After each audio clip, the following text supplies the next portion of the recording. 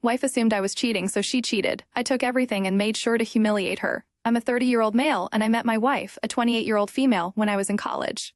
My major was in business economics, and hers was in English. We met at the house of a mutual friend. We hit things off pretty well, dated for a couple of years, and sometime after we graduated, I proposed to her. She said yes right away. That's the summarized version of our courtship, since I don't think there's anything really noteworthy in there. We've been married for 4 years now. I think I started to notice some changes in my wife, let's call her Claudia, after we got married, about a year in. It all started after she walked in on me and a female colleague together at a bar. I know it sounds bad, but it was an entirely innocuous situation. A bunch of us Kio workers went out after work for some drinks, which isn't an unusual occurrence. As people started to leave one by one, it was eventually only me and the colleague left at the bar. Claudia walked in with her friends, and they came to say hi to us. I returned the greeting normally because I didn't feel like I was doing anything wrong. But it was when Claudia got back home after me that everything hit the fan. When she walked in, she threw her purse down and came stomping towards me. She pointed a finger in my face and started screaming about how she caught me in the act of cheating on her.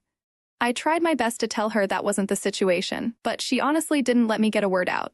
When she finally calmed down, only after calling me every horrible thing a person can call a cheater, I explained the situation to her, even showing her photos that the group of us had taken earlier that night. I also pointed out that I didn't react strangely when she came with her friends because I knew I wasn't doing anything wrong and had hoped it would be evident. After my explanation, she said, okay, seeming to have finally understood. She stood there for a few seconds like she wanted to say something, and then she went into the room. This was quite some time ago, but it still irks me to this day that she never apologized after all of that. However, the reason I'm retelling this whole episode is that it was the point where she seemed to become clingy and overly jealous. I would sense mood shifts if I looked in the direction of a woman or simply answered a few questions for a woman, even if she was just asking for directions. I also noticed that these rules didn't seem to apply to women who were very obviously not a threat. I think a sensible amount of jealousy is healthy because it allows for the enforcement of boundaries, but it's very easy to tell when it's excessive.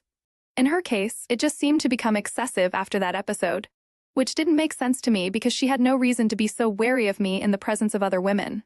Most of the time, I know that an interaction with a woman has soured her because I'll notice a shift in her emotions, but it is only some of the time that she actually starts something. It's never a civil discussion, as she always gets emotional around the topic. And to say it drives me crazy is an understatement because she'll always cite the smallest thing as the reason she suspects me. For instance, there was a time when she caught me and one of the female neighbors in our apartment building talking in the hallway. We were literally just talking about some basic politics, and Claudia walked out of our apartment, saw us in the hallway, and walked back in. As soon as I saw that happen, I knew I'd be in for it at that very moment. I'll admit that I thought of divorce because, honestly, I knew that I couldn't keep living that way. It was highly draining. The only thing was, I felt like it'd be better for us to approach couples therapy first, at least before I ended things with her. After all, I love her. So we tried that, and truth be told, it helped, at least in the immediate period. But things took a comedic turn when she felt the therapist was taking my side too often. Then, the therapist was the next person who Claudia assumed was trying to sleep with me. I remember laughing out loud the day she expressed that thought. It didn't make the situation better, but I couldn't help it. We eventually switched to a male therapist, and with that, the sessions were at least able to go on much longer, at least until the point where it seemed like the changes were actually sticking in her head. We went several months without an incident, so it finally seemed like there was progress. Well, at least until the point that I'm writing this post about. The last several months have been normal, like how things were between us before the hyper-jealousy even became a thing. However, I think things blew up when Rebecca, the same colleague who was in the bar with me years back, came to the house to hand over some documents. I wasn't there since I was meant to be working from home the next week. I think my wife recognized her from the first time around. And I don't know whether she had a Winter Soldier moment or whether it was simply because a woman came directly to the house looking for me, but all hell broke loose when I got back home. She started howling at me the moment I walked through the door, and I was greeted with documents being thrown in my face. She asked me why Rebecca knew where I lived. According to her, before I could even answer, it was because I must have brought her there before to sleep with her. The real answer was simply that I had told her where I lived when she said she wanted to drop the documents off. It didn't help that Rebecca is quite a curvy woman, so it then moved into a rant about how I must like women who are owed a lot more than she is, and I must have been sleeping with them all over town. She even said she was going to get herself tested for STDs, because she was entirely convinced that I had cheated on her numerous times. Once she was done raving, I walked into the house, took a few basic things that I would need, and walked out. I honestly had nothing to say to her, especially not in that state. I also knew that no matter what I had to say, It probably wouldn't enter her head because when she's in that emotional state, the voice of reason doesn't get to her. I knew it'd be better for me to leave the house entirely, so I did that. I heard her shouting behind me, "Enjoy Rebecca's bed now." This happened very recently, and I've been sleeping in a hotel since then. The thing is, I'm set on divorcing her because I really can't live several more decades of my life, best case scenario, dealing with a woman who thinks that I'm cheating with every other woman in existence. The problem is, I know that the therapy sessions help to some degree, and I'm fighting with myself, trying to figure out whether I should try and attend sessions with her again, or whether I should just give up. I think this is the decision I need help with, so I'd love it if you could all give me your opinions and thoughts on the situation. Edit. I've seen several comments saying that I've already tried enough and I should just let go of our relationship already. I sort of agree, since I fear that no matter how many therapy sessions we attend together, it might just take one trigger for her to suddenly go back to being an overly jealous woman. I might not divorce her right away, but I've certainly warmed up to the idea more than I ever have, and I think that the next time this happens, I'm done. This isn't any way to live, to be entirely honest, and I'm getting tired of living my life under such tight control. I don't want to live with regrets though, so I'm going to try to give her one more chance. If this happens just once more, I'm not very optimistic though, so I'm getting used to the idea of becoming single again. It is what it is. Oh, the joys of marriage, where I do often turns into you did what? Faster than you can say in sickness and in health. Sparks fly, dates happen, a proposal is made, and boom, the wedding bells ring. Fast forward a bit, and suddenly you're cast in a real-life drama where Claudia is convinced you're the Casanova of coworkers. She catches you having a totally innocent drink with a female colleague. Next thing you know, you're being accused of cheating. Claudia's new hobby? Policing your every interaction with women. If you so much as glance in the direction of a female, she's ready to launch World War III. You do what any sane person would do. Pack your essentials and flee to the nearest hotel. Now you're contemplating divorce, because living under the constant threat of jealousy-fueled meltdowns isn't exactly the dream life you signed up for. Life's too short to live under constant suspicion. If Claudia can't find a way to trust you, then maybe it's time to write the final chapter in this saga and start fresh. Just make sure to screen any future partners for jealousy tendencies during the first date. Update. Well, here's an update that I wasn't expecting at all, and I don't even know how to express how freaking pissed off I am with this new development. As I told you all the last time I posted, I was getting more comfortable with the idea of divorce, but I just wanted to give her one more chance to get better. The good thing is that I didn't need to wait too long for it to become evident that she's never going to get better, and she decided to show me in the most obvious way that she could. I realized there was a problem when we went to a friend's barbecue, and I saw her being unusually touchy with someone there. We didn't know the person, but I asked the host, who is my good friend, and he told me that the guy was recently divorced and worked in the construction industry. I was concerned because my wife was never so touchy with anyone but me, so it was obviously very strange behavior to me. This was coming about 2 weeks after the very last episode that I narrated in the previous post. Anyway, I tried my best to keep an eye on her during the barbecue, and I refused to make any kind of scene. So it was only when we got home that I spoke to her about it. She didn't seem apologetic about it, and I can never forget as she said, "Well, now you know how it feels."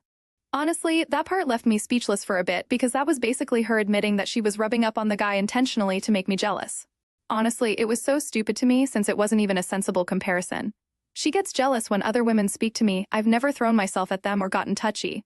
It was far from the same thing. She even added, "Are you just jealous because he's a handsome guy? Because he's more fit than you?" At that point, I just walked out because I was starting to get to the point of anger where I wanted to hit something. She said nothing as I turned and left, and honestly, as I did, I knew for a fact that I was going to be getting in contact with a divorce lawyer. I didn't return to the house until 3 days later. The funny thing is, even if I hadn't been sure enough, she set the decision in stone just a day later. I got a call from a friend who had hosted the barbecue. His name is Bill, and he seemed pretty serious. He said that we should meet, so I agreed to. When I got to him, he told me that his friend, the one who my wife was talking to and I had asked about, called him. According to him, the guy said that he had hooked up with Claudia the day before, which was literally the day after I left the house, and he wanted to know what Bill thought about her since she said she was single. I must have zoned out at that point because I honestly can't remember what was said after then. By hooked up, it seemed clear that they had sex, and Claudia presented herself as single to this man. The worst part is that I might not have found this crap out if the other guy hadn't come to talk to Bill about it. My head was spinning at that point, and I didn't know what to think.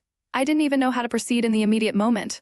Bill could see that I wasn't paying attention, though, so he waited for me to come back. He said that he had told the guy that she was married, and the guy seemed genuinely shocked. Apparently, she had given no indication whatsoever that she was a married woman, and he told Bill, "Forget I asked, and I'll forget about her immediately." As soon as he finished telling me all of this, I went home right away to confront her. I didn't rehearse anything, and I was ready to let my pure anger guide the way when I saw her. Honestly, was there anything rehearsed that could best express how to handle someone who was cheating on you? When I walked back into the house, I wouldn't quite say she was in a good mood, but she was more chatty than she normally would have been after something like that. She still had an obvious attitude because the first thing she said was, "Didn't expect to see you back already," with a stupid grin on her face. She was clearly trying to rile me up, and it worked because the first thing I said after that was, "Shut up." I've never been so curt, so she seemed taken aback by that. "You slept with the guy from the barbecue. Don't even think of denying it. You cheated on me, Claudia." She stood there for some seconds before sheepishly saying, and I quote, "Now you know how it feels." It came out almost in a whisper, so I know she must have realized how stupid it sounded. I'm not proud of it, but I chucked one of our ceramic kitchen ornaments at her feet. I was pissed off by that stupid comment because I've never come even close to cheating on this woman, so for her to say this as my retribution and her get back was crazy to me. I can't remember what I said after this, but I remember I did a lot of cursing, screaming, and explaining. I do remember telling her that she was crazy if she felt like this made any sense. I told her that she had never once caught me even close to cheating, that she was constantly overreacting to the slightest interactions I've had with women, and that she was delusional if she felt like I had ever shown the slightest signs of unfaithfulness. I pointed out to her right there that all the things that have triggered her have always been women's basic actions toward me and never mine toward them. I told her that despite the tens of times she'd accused me of cheating, she never had definitive proof of a single one of those. It was all in her head, and I told her she needed help. I think that was the moment when I expressed every single thing that I've ever wanted to scream at her, and when I was done, she said nothing whatsoever. She was just standing there. I asked her if she had anything to say, but she said nothing at all. She just shook her head slightly. I told her to pack a few of her things and leave. Again, she stood there for a little bit before walking to the bedroom. She came out about an hour later with her suitcase packed, and I haven't seen her since then. I definitely don't need any help this time around to figure out what to do next since I have already gotten in contact with a divorce lawyer, and I really want to make sure that I F her in the split because I put up with this way too FFNG much over the years. I'm so exhausted and annoyed that this is what it had to come to. I'll go back to you all once the divorce is finalized and I know where I stand. So you were getting comfortable with the idea of divorce, thinking you'd give her one last chance to get better. Well, she sure didn't keep you waiting. At a friend's barbecue, you noticed her getting touchy-feely with some random guy. Turns out this dude is freshly divorced and works in construction because nothing says happy marriage like your wife rubbing up on a stranger. Classic Claudia. You let loose everything you've bottled up over the years, every baseless accusation, every jealous tirade, and what's her response? Silence. Just a blank stare and a slight headshake. You tell her to pack her things and leave. She does, and you haven't seen her since. So here you are, finally calling the divorce lawyer. No more therapy, no more second chances. This time, you're making sure the divorce stings. Consider it a long overdue reality check. Update 2. I'm super happy to be writing this update right now, and I'm writing it feeling like I've had a massive weight lifted off my shoulders. Honestly, I feel great. So, I wrote a post some time ago about my extremely jealous wife who always assumed that I was cheating on her or interested in other women. In quick succession, she made the decision to intentionally make me jealous and sleep with the same person. That was the final straw for me, and I got in contact with a divorce lawyer in no time. It didn't take long for the papers to be ready, and I made sure that she was served at her workplace. Just so you know, she works at a publishing company, so I'm sure I might have provided some workplace gossip over there. In fact, I know for a fact that I likely did, because she sent me a really angry text that evening, talking about how I had embarrassed her and how she knew I was being vindictive. Anyway, let's fast forward to the part where the divorce proceedings were happening. I messed up big time because I had no evidence whatsoever that she cheated on me. I didn't have a recording of my conversation with my friend Bill or the affair partner's confession to Bill. I tried to see if Bill could call the affair partner to admit it somehow, but that wasn't practical. However, it seemed that I was actually able to convince them when I spoke about her jealousy, the fact that we had attended couples therapy, and when I honestly recounted the entire story. She tried to tell the same story in a way that favored her from the onset, but it was easy to see right through. Thankfully, at the very end of the day, I got a very favorable outcome. I got to keep the house, which was fair since I lived there before she moved in with me. It was determined that there was no need to pay alimony, even though I earned more than her, because the difference wasn't substantial enough, and the judge didn't want to reward her behavior. We fortunately hadn't had any kids yet either, so that was great. I was glad to not have anything at all tying me to her. I also think I got off easy because I agreed to let her have several pieces of furniture and appliances in the house. I mainly did that because I really didn't want to have a lot of things that she had chosen left behind. I didn't need daily reminders of her. So that's it, I'm free of her. And as much as it hurts to have spent so many years of my life being hounded as a cheater and to have finally been cheated on, I'm glad to be in a position where I know it will never happen again.